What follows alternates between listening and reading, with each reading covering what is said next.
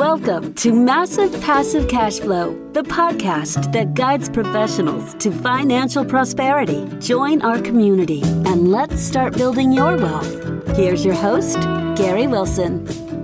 Welcome back to the Massive Passive Cash Flow podcast. I'm Gary Wilson, your host, and I'm glad to have you back on the show. If you wouldn't mind, if you haven't already done so, is please subscribe to the podcast. It's on 30 different channels, including the one you're listening to now. So whichever one you like, I'm okay either way. So, and while you're online, please remember to visit globalinvestoragent.com and select one of our trained investor agents for yourself. Remember, these are not typical agents, guys. These are agents that we personally train to work with you and I, the investor. They know how to identify, analyze, and negotiate on and off market deals. And if you are a real estate agent, we know what the market's like. We're in the business. 1.89 transactions per agent per year right now is anemic, but it's not time to panic. It's time to prepare. And I suggest you add investing to your real estate broker's model. Add the investor to the relationship that you already have. I promise you, that's my story. I mean, once you learn how to speak the language and walk the talk, you'll have friends for life with multiple transactions, and that's the name of the game in this business. So without further ado, we got a great guest today, Ed Mathews from beautiful Connecticut. I've been there many times. I've got a sister right over the sound from you on North Shore of Long Island. So Yeah. We've probably got a lot in common. Yeah. Ed, 7 miles as the crow I really flies. appreciate the opportunity. Yeah, it was a ferry goes right across. So Right. One of my nephews takes it every day to go to work. So, yep. But thanks for joining us. I really appreciate what I read about you and the fact that you and I have similar backgrounds in IT first. We were in IT together, different industries, of course, but then got into multifamily. So would you mind kind of take us from there, from when you were working in IT and evolving into real estate investing? Kind of tell us what that was like, and we can get into some meat and potatoes. Sure. Yeah. So I spent about almost 25 years flying all over the world, slinging software and services in a whole bunch of different roles. Started out as a program/project manager. At one point I could program, but that's a long time ago. I forgot ABAP, SAP ABAP a long time ago. But yeah, so I spent better part of 25 years working for small Silicon Valley startups, living here in Connecticut and flying all over the world. And I did that for a really long time. I loved a lot of it. Certainly the people that I got to work with were amazing. But one of the things that started to happen, and it happened right around the time that my wife Patricia and I had kids, was that traveling 150 nights a year just wasn't really conducive to having a family. And so, one of the things that happened was in 2008, a really good friend of mine gave me Robert Kiyosaki's book, Rich Dad, Poor Dad, and it fundamentally changed my perspective, right? And, I knew 50 pages into that book that this is the direction I was going to take my life. And so, it's interesting though, because it fundamentally changed my life, but it took me actually 3 years to get the courage to act. And so I bought my first 4-unit building on Clark Street in East Hartford, Connecticut. And from there, we built a pretty decent sized portfolio to the point where, basically what we would do is we would we bought Clark Street, and then we bought a couple of flips, took that capital, it took the profits, and bought another multi and kind of rinsed and repeated for about 7 years, to the point where the portfolio basically paid the bills for us, and I didn't need corporate America anymore. And then in early January of 2018, I resigned from my role at a company called DocuSign, and started 1st of February full time, and I've been doing it ever since. It's ironic how similar we are. So I started also in IT, but of course now I'm probably a little bit older than you. When I started, well, my degree is from 1985, so that gives you an idea there. So when we wrote code and we use blocks of granite and chisels and hammer. That's how we wrote code. Also known as Fortran and Pascal, probably, right? Oh, oh my gosh, the old decks of cards. It was just Oh you go yeah. in at 3 in the morning, and you, of course, if you dropped your deck of cards, it's game over. You got to start all over again. Right. And we, now here we are, the coding now. We started using Shell and SQL and things like that, and that was back in the 80s. But some things are still being used today. That was like the precursor for all the the Windows-based technology. Now it's way beyond, way over my pay grade. So, Yeah, um, I am no longer a technologist in any way, yep. shape, or form. Yeah. So now I have to ask you, my same thing. I started investing. Well, my first house was 1986, but it was because my college roommate, his dad, his name was Socrates, by the way. He's a Greek immigrant. His father helped us get our first property. Just showed us what to do, never gave us money, just showed us what to do. And then about a decade later, probably late 90s, when Robert Kiyosaki came out with his first book. Yep. Actually, it was a training program. And then I got the first book, Rich Dad Poor Dad, and Yep. Game Changer. But one of the challenges I found is property management. Like I realized you Yeah. can learn how to acquire the properties, but that's just part of the game. You also have to manage for profit. So Right. what can you tell us about property management and your discoveries and your solutions and things like that? You know? Yeah. So I half jokingly tell people when they say, "Hey, what do you do for a living?" I tell them I buy, crappy apartment buildings from landlords who aren't very good at their jobs, right? And the reason being is that I see a lot of value both in the properties from a value forced appreciation perspective, but also from a human perspective as well, right? I mean, part of the juice that gets me out of bed on Monday mornings is knowing that I'm doing right by the folks that live in our buildings and that our team is serving them well. And so the whole idea here when we acquire a property is we do an immediate sweep for clean and safe, right?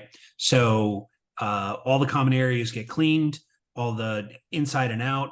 They then get upgraded, floors redone, painting, new lighting, everything, because I really want the residents to know that there's a new sheriff in town, and we actually care about their satisfaction. And it's interesting because I on a very regular basis, I get confronted by, a fellow investor, like, you can't treat your tenants like customers, they'll take advantage of you. And my answer is, first off, I call them residents, not tenants. And secondly, because words matter, right? But the other part of it is, they are my customers. They pay their bills, and it allows me to pay my bills. So, at the very base of that relationship is a customer relationship. So, what that means for us is I don't care if you live in a C-class building, B-class, or other way, or A or whatever, you get the exact same service. You get the exact same, yes, sir, no, ma'am, please, thank you. We're happy to serve you. And what I find is that, we can't save every relationship because, some of them, the damage is done. And so, Right. but we try to save a lot of them. And, what we find is that the reason that we manage the way we do is as units come open, we upgrade, brand new kitchens, brand new bathrooms, new floor, new paint, new lighting fixtures, new everything. Right. And the idea being, I'm not looking to necessarily max out the building, although, we bring it up to about 90-95% of market. I want a place where people are proud to live, because when they're proud to live, they pay their bills on time. They tend to take really good care of the building in terms of their responsibilities, their apartment, and they stay a lot longer. And, Gary, as you well know, one of the really big expenses in our world is vacancy. So if I can, the average vacancy here in Connecticut, last time I checked, was like 18, 19 months. So that means, people are moving pretty much every couple of years, right? Our goal, one of our key metrics, is how long, tenancy length, or residency length. And we average just about 4 years per resident. And so, what that does is it saves us at least one and probably two times over the course of that relationship where we don't have to turn the apartment. We don't have to pay for a realtor to lease it up. And, it just makes our buildings more profitable. So by treating our customers with respect, our residents with respect, we actually are more profitable than the identical building right next door. And no one has yet to prove me wrong. And I've offered, I've been confronted by people who own similar buildings in the same neighborhood I own.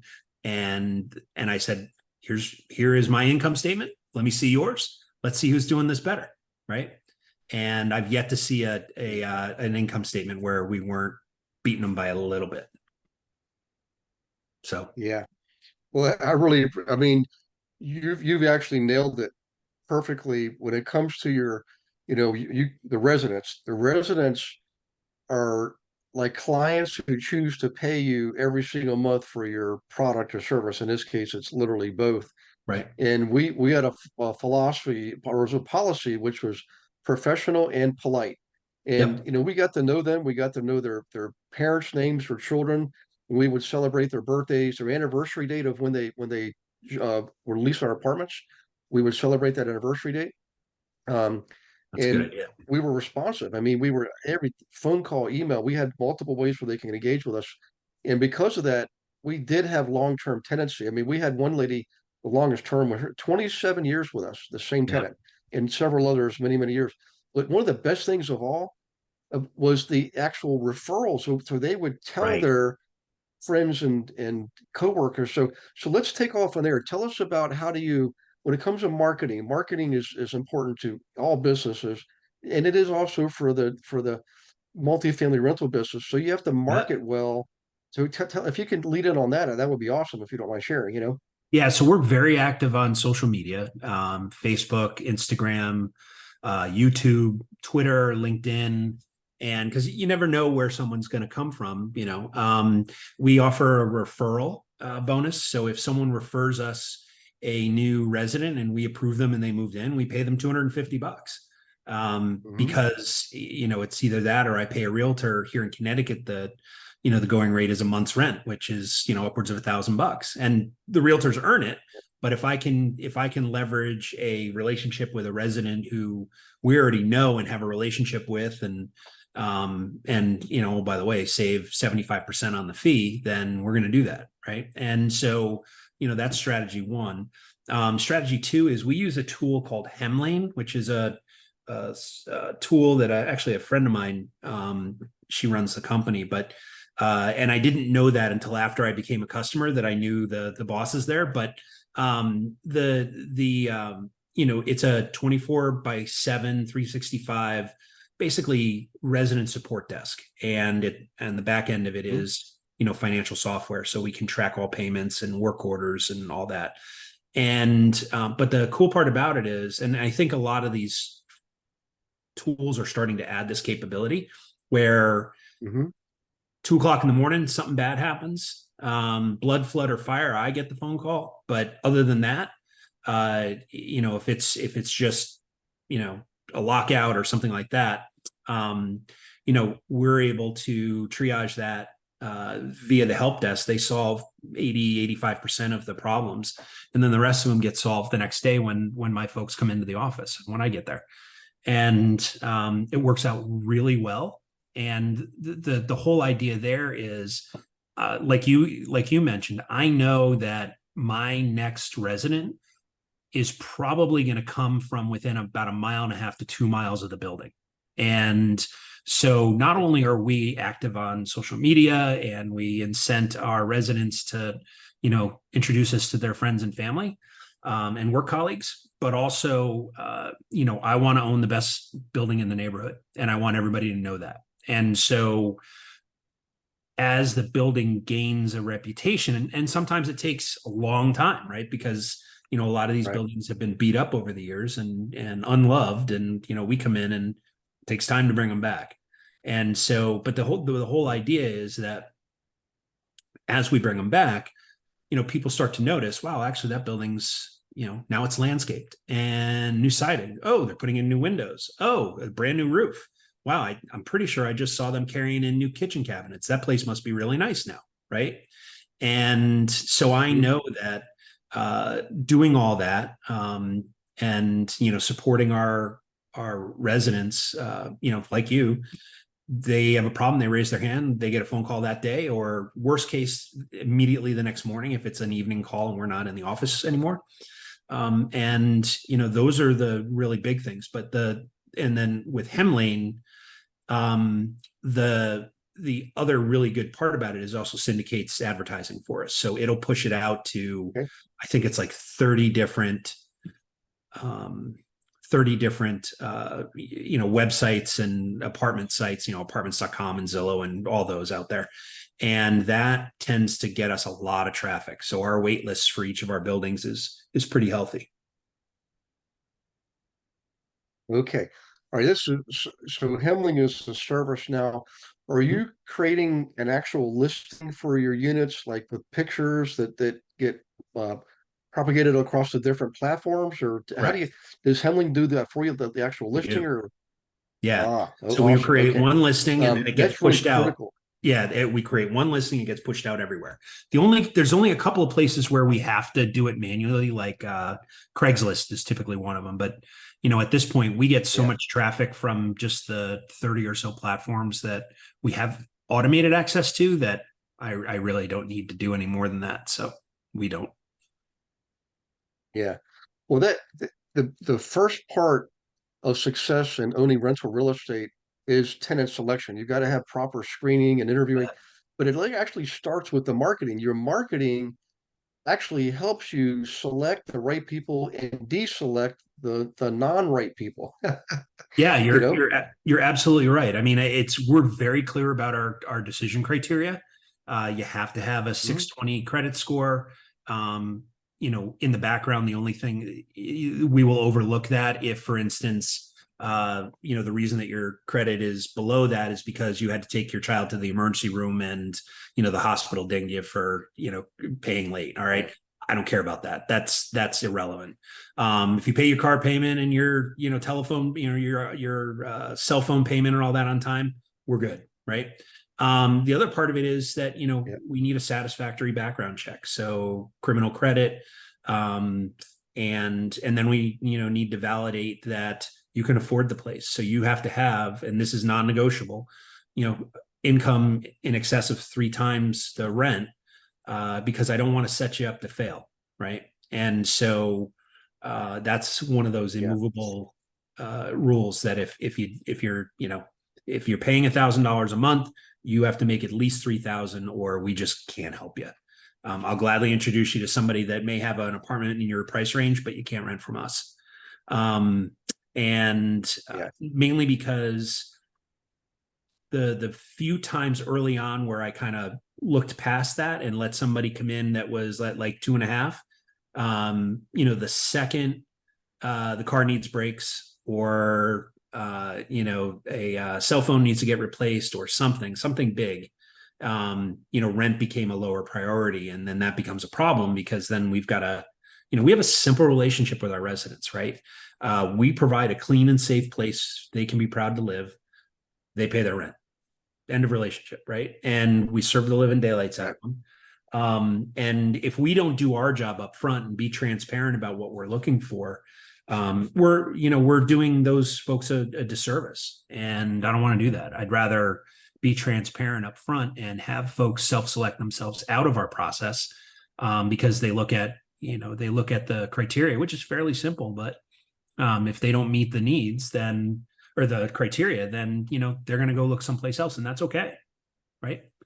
Tomorrow's another day, and we'll gladly evaluate the possibilities 6 months from now or a year from now, whenever you want to move again.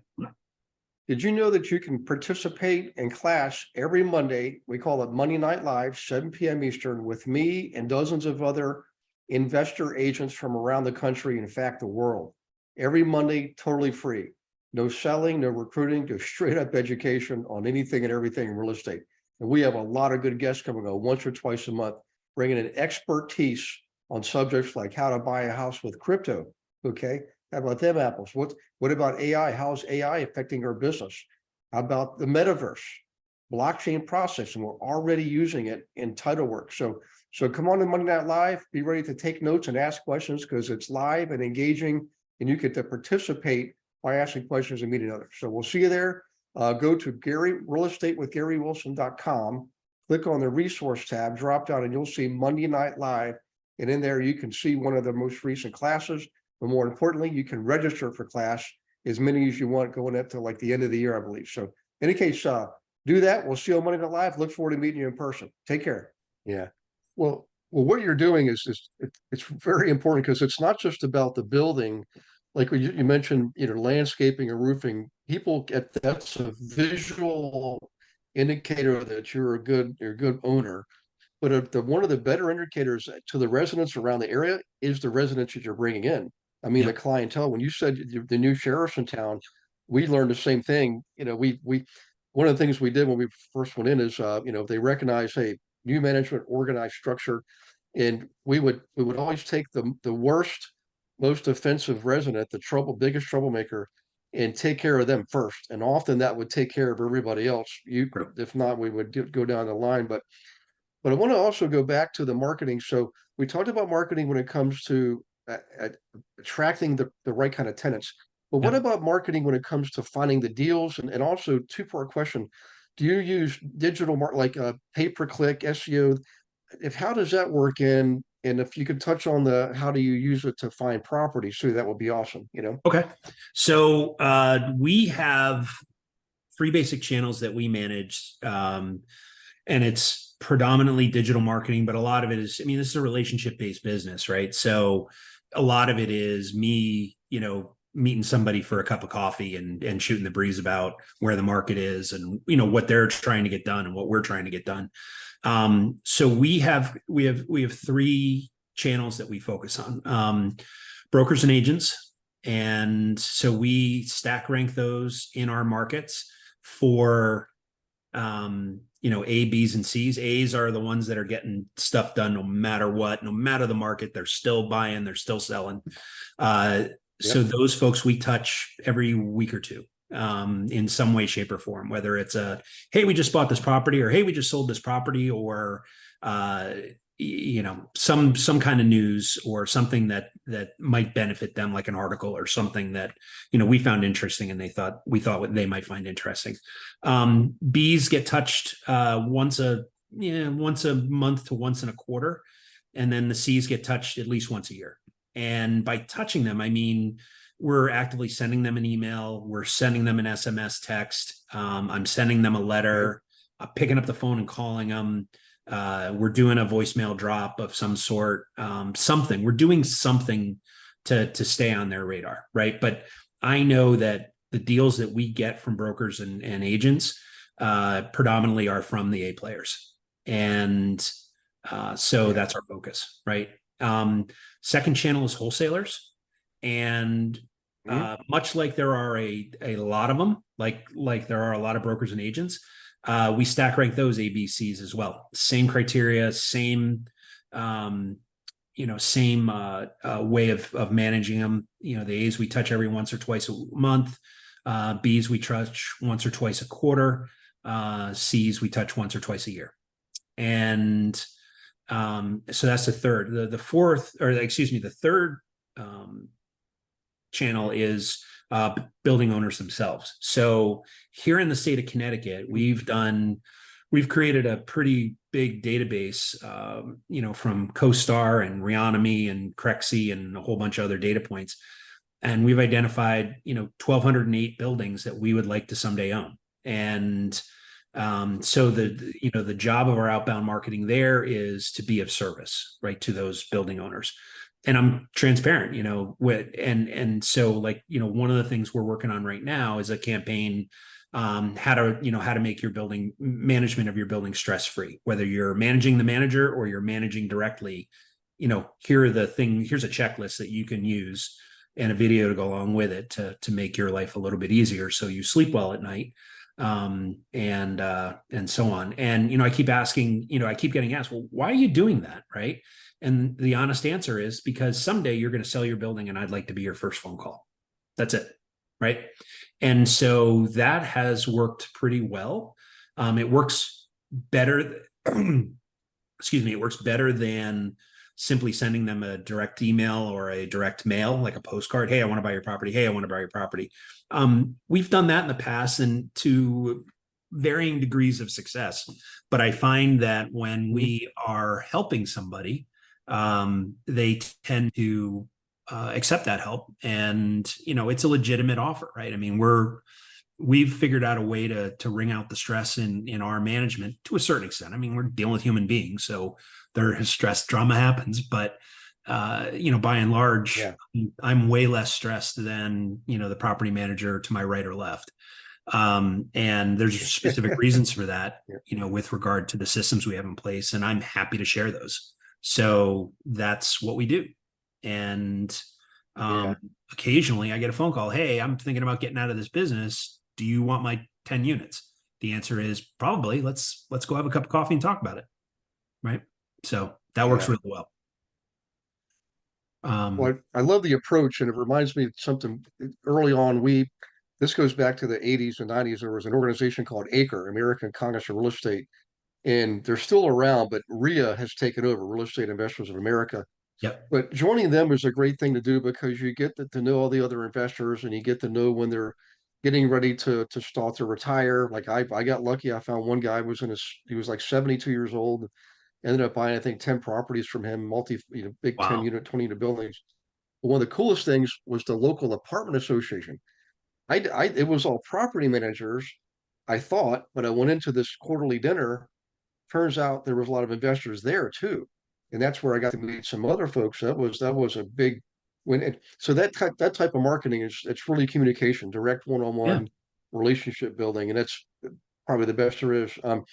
Hey, speaking of relationships, probably pretty clearly having a team of people around you is really important. I mean, the right kind of real estate agents. For all the real estate agents listening right now, I hope you're paying attention to this because Ed has given you some golden nuggets. He just told you you're one of the first group of people he goes to find the deals from the grade A agents. So be a grade A agent. By the way, I'm going to interject something here real quick. Back to the marketing. Do you also use like YouTube and blogs and podcasts to help get the word out and attract people too? Yeah, so we have a YouTube channel that is more focused on investors and what's important to them. We also have a Instagram, Facebook, LinkedIn, Twitter, both Clark Street Capital and Ed Mathews. And so, we talk about different things in different channels because different target audiences, but without a doubt. We also have the Real Estate Underground, which is our podcast, and that is entirely educationally based. We're not shilling anything. We're not, it is there to allow me to, have somebody like you, Gary, on a call or on a Zoom and ask you a whole bunch of loaded questions and pick your brain on how you do what you do so that somebody out there gets a gold nugget and they can apply what they learned from you in their business. Right. And so, yeah, I think we've got 110, 115 podcasts in the can, and I think we've released about 90 of them at this point. And nice. Yeah, it's selfishly, the one thing that I find really cool about having a podcast is I get to meet some really, really interesting, smart people who are better at what we do than I am, and I get to learn from them. Because we have a podcast, they'll actually return the call. Whereas if I cold called them, they might not return my call because they'd have no idea who I am. Right? So that's actually pretty cool. Yeah. Well, so that's Real Estate Underground, the podcast, Yes. Real Estate Underground. Yep. Excellent. So everybody make note of that, write it down, because Ed said something near and dear to our hearts, which is it's education focus. And that's what we do too, which we always tell people we lead with education. I mean, it's fundamental. It's like the cornerstone of a good foundation is your education. So I wanted I started a sidetrack there. I want to go back to the team. Sure. And then I want to talk more about maybe how you're raising funds if we have time. But tell us about the team of people. Could be informal, could be formal. How are you solving that? So we solve that a couple of different ways. One, we have our local team that are all subcontractors. So and that ranges from our attorney and our CPA and controller, which is somebody that I rely on, so that she's the one that slaps my hand when I buy too much stuff, and start chewing through our capital. But most of our team, back office wise, is based in the Philippines, and so I'm a huge proponent of virtual assistants. And the cool part about working with folks in the Philippines is they're highly educated. They're, as a culture, good, decent, hardworking people, like all of them, right? And their English is as good or better than mine. And so, I have, for a bookkeeper, I have a CPA, a Filipino CPA, doing our back office books. We have, transaction coordination and acquisitions, the frontline stuff. All that happens there. All of our social media, it goes through me, but it gets published, and we create ideas, and that's run out of the Philippines. And search engine optimization and our website, our investor relations, property management. So, when something breaks and they call Hemlane escalates that to us as they can't solve it. All of that gets coordinated in the Philippines to our local, either handyman, plumber, electrician, HVAC person, or general contractor. And,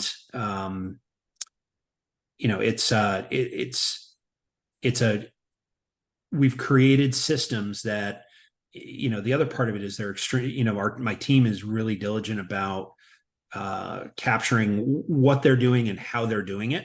And so, because, my deal is, when we first started this, I would give them like a checklist and a video of, here's what I'm looking for. When a resident calls, here's what I'm looking for. And they then take that. Christy, who runs our property management, she's outstanding. And,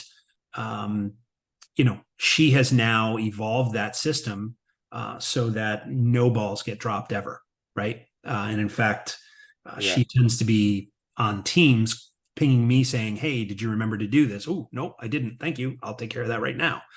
And so, we have 7 folks in the Philippines, and then with each building, we surround each building with a handyman, a plumber, electrician, HVAC expert, and backups if we can find them. Obviously landscaping, which in my world, because I live in New England, is read as snow removal, and mowing lawns and things like that, right? Yeah. But Well, it sounds like you've done an excellent job of building your systems, and it's really what it is. It's a system of systems it that is. involves marketing, all the maintenance and repairs, um, management, tenant selection, bookkeeping, accounting, all those things. Right. And you use virtual assistants. So we do the same thing. I discovered my first virtual assistant goes back probably almost 15 years now. And then the latest ones I just added this year, they're awesome. I mean, we brought one girl in, she's graduating college, and she was outperforming everybody. So it's $3 an hour. So now she's making 5, which is a giant leap for her. Plus, we gave her a big gift for graduating, another gift for Christmas, and we give them all the holidays and vacation days, and it's just like family. I'm going to go out. We're actually going to go out there and visit them and just have fun someday for a I'm week. going to as well. I can't wait. It's hard right now because I have teenagers, and I have one in college and one in high school who requires me and her mother to drive her everywhere. So until she gets wings and flies, I probably won't be flying internationally, but that's okay. Yeah. Don't worry. It's different as they age. The relationship changes, but it's a good way. And then so you'll go from driving your kids around, and a few years later, you'll be driving your parents around. Right. Yeah. At some point, they're going to have to drive me around, and that's okay. Part of the journey. Right. There you go. Yeah. Hey, if you wouldn't mind, I know we're probably getting close on time here, but everybody's always wondering, how do you actually structure the deal? How do you get the money? Do you use your own money? Do you borrow money? Do you partner? If you could spend a few minutes on that, that would be awesome. Then we can wrap it up after that if you'd like. Sure. So I went from using my own money to raising money, friends and family. And now we are raising money with new relationships. The process is the same for us in that, it's you're creating human relationships, right? So you create awareness. Hey, I do this for a living. And here's the opportunity for you. Then, you serve them, you become their friend, or if you are their friend, you continue to serve them. You build up a level of trust where you earn the right to ultimately do business with them. And so my deal with like friends and family is you have to ask, right? I'm not going to solicit you. You have to ask me, and that's cool. And some do, some don't, and that's okay. And the whole idea is, one of the things that I always see folks that are just getting into raising capital, they get stuck on is the ask, right? And here's the thing. You are, as the person with the deal, you are the prize, right? You are not asking for money. You are offering an opportunity. And I know that sounds a little hokey, but it's true, right? If that dollar that your investor is sitting in a bank account getting, 0.15%, inflation is chewing that up as fast as anything, right? And so if you can come in and say, look, I can give you an opportunity to earn, 6, 7, 8% day one right out of the box. And on the back end, you get a piece of you get a pretty sizable piece of the equity when we sell or refinance, that hopefully gets us over that 10, 12% mark. It's a good deal, and you're doing right by them. And so that is something that I wish I had discovered it earlier in my journey, because I wouldn't have burned through the cash that I had in the bank and spent a couple of years trying to replenish it through refinances and sales. I would have simply used my money as the grease in the wheels, and leveraged other people's money to give them an opportunity to participate, and to us to grow a lot faster. So right now we raise money two ways. We raise really three ways. One is debt. So we will, in some relationships, we have folks that don't really care about equity. They just want a preferred rate. And so we pay them an interest rate. And then when there's a liquidity event, whether that's a refi or a sale, we return the capital, thank them very much, and off we go. Second way is through syndication and joint ventures, kind of the same. And so in that case, there's a legal contract in place. There's a general partner and a limited partner group. And we act as the general partner. Limited partner, their role is money. And then on a monthly or quarterly basis, depending on the project, we'll keep them up to date as to what's going on. Joint venture requires a little more activity from the limited partners, and so we segregate, or segregate the responsibilities, and the folks that put money in also fulfill their legal responsibilities in terms of running the business. And then the last way is we're actually in the process of releasing information about a new private equity fund. And so that hopefully is coming in the next few weeks. And that will allow us, I think 2024 and probably first half of 25 at least are going to be pretty bumpy in this business. And bumpy means opportunity in my world. So, as Warren Buffett said, you want to invest when everybody else is running away, right? And you want to sell when everybody's running in. And so I wholeheartedly agree with that. And I think those times are pretty much here now, but they will absolutely be hitting home, come next year. The other part of it is that 2024 is a presidential year, and I can't explain it, but for whatever reason, every presidential year, people go nuts. And so the economy does this through that year, and it is, it's a bumpy ride. And so we're anticipating that. And that's one of the ways, the fund is one of the ways we're going to get ready to, be able to acquire additional properties. Yeah. I agree. I think that 2024, 2025. It's so hard to predict because I know the last recession we were calling for it 5 years in advance, Yeah. and I I mean, started calling for this one last year. I thought this is get ready, yeah, 2 years prepare. ago I started talking about this. Right. Yeah.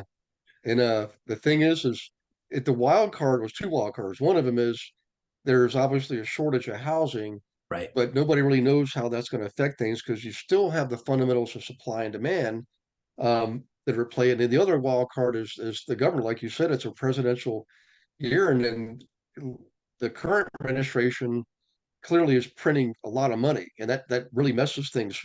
Well, messes with things. Yeah. Yeah, Also called and inflation. exactly, and it has such long-term ramifications. And Right. when it hits, you don't know if it's going to be a little hit, a big hit. Nobody predicted the last one was going to the way it played out, and it was pretty dramatic, Catastrophic. and yeah. And I was so fortunate because I had already had a lot of properties, a lot of equity, a good position and cash flow. And I had a brokerage company back then too, and we grew sixfold during the first 3 years of the recession because of all the investor business we had. Right. It was like a factory line. It was a And feeding I'll frenzy. tell, yeah. And I'll tell people this, Ed, other agents, I'll say, look, this is exactly what you need to do. And maybe 1 or 5% of 100 will actually follow through. The rest just go right back to what they're doing. Right. And, it's that you have to really recognize opportunity when it's there and seize it because most people won't. That's why it's so easy to Most people succeed freeze. sometimes. Right on. Yeah. Yeah, I don't, Yeah. and the different asset classes are going to act differently, right? I think that from what I'm seeing Yeah. here in the Northeast, at least, and this is different everywhere throughout the country, but because it's a very local, it's a real estate market is a very local market. The I Mhm. don't think single family is going to crater like multifamily will, and the reason being is that Yeah. a lot of people, the inventory is still super tight here, and I Mhm. don't think that people are going to be selling out of a 3-4% mortgage to go get an 8-9% mortgage on a same size or larger house. I think people are just going to ride it out, and so that, like you were saying about the supply and demand curve, that means Yeah. that there's really no opportunity for prices to push Mhm. down because there's not enough inventory to feed that. There's not enough supply to push that demand curve down. On the multifamily side, though, you got analysts like Moody's saying that, and they're right. Fully 23, 24, 25% of the operators like you and I who have adjustable rate mortgages won't be able to refinance them because they originally acquired that debt at 3, 4, 5%, and now in order to refi, they've got to come back out at 7.5, 8.5, 9%, and the buildings just flat out won't Right. cash flow, and they're about to lose them. So I had one come across my desk today, an 18-unit building here in Connecticut, and I looked at the Mhm. mortgage, and it's at 5.5%, and when they set it up in 2022, it was 120-month ARM, which means uh, you know, it's at some point, or it's 60-month ARM, excuse me. So at some point in the next couple of Yeah. years, they're going to have to refi, and Yep. they're not going to be able to. It won't cash Exactly. flow. Yeah. I So agree. Well, yeah, on that note, guys, buckle up. just a reminder, it's this not time to panic, it's time to prepare. So Right. definitely go check out Real Estate Underground, the podcast. Ed Mathews he's the guest today. He also runs the podcast. And I don't normally do this, maybe one out of every 25 podcasts, I'll provide a personal endorsement. And I've never met Ed before, but he just based on what the conversation showed today, the guy knows what he's talking about, guys. So pay attention. Thank you. He's education based. Go to the podcast and educate yourself. And if you could please, while you're online, please leave a review for the podcast. I mean, that's how that's really our currency. That's how the podcast keeps going is your reviews. So we really do appreciate it. Just takes a minute. Use whatever channel you're using, and the last thing you do before you exit the internet is go visit the globalinvestoragent.com website, particularly if you're a real estate agent right now. and you're scrambling to find business, we've got the answer. Just we'll train you, we'll show you what to do, and add this part to your business model, and you'll make a lot of friends like Ed, who's looking for agents just like you to help them. So that's how the business works. But God bless Amen. all of you. Thank you for participating. Thank you, Ed, for also sharing your wisdom. And you guys take care. We'll see you on the next Massive Passive Cash Flow podcast. Thanks for listening to this episode of Massive Passive Cash Flow. Be sure to go to realestatewithgarywilson.com to join our community and start building wealth today.